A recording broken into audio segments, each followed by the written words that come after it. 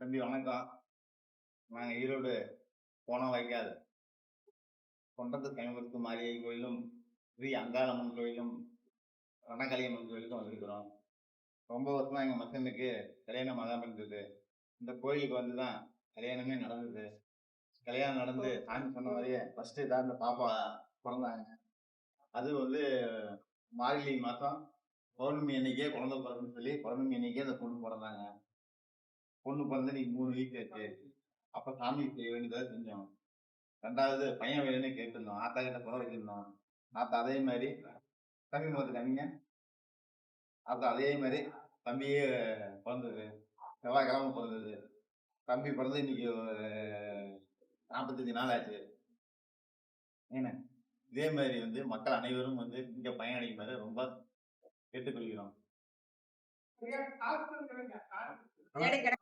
வேண்டுதல் வச்ச மாதிரியே வந்து தம்பிக்கு வந்து வேண்டுதல் வச்சிருந்தோம். சாமிக்கு அபிஷேகம் பண்ணி இடைக்கிடையே காசு போடுறோம். ஆண் வாரிசே கொடுக்கணும் அப்படின்னு சொல்லி. அதே மாதிரி ஆண் வாரிசு கொடுத்தது. அதே மாதிரி தம்பிக்கு இடைக்கு காசு போட்டோம். சாமிக்கு உண்டானதும் செஞ்சோம். மக்கள் அனைவரும் வந்து இந்த கோயிலுக்கு வந்து பயனடையுமாறு கேட்டுக்கொள்கிறோம். குழந்தை வர வேண்டும் கேட்டா தாய் உடனே கொடுக்கும்.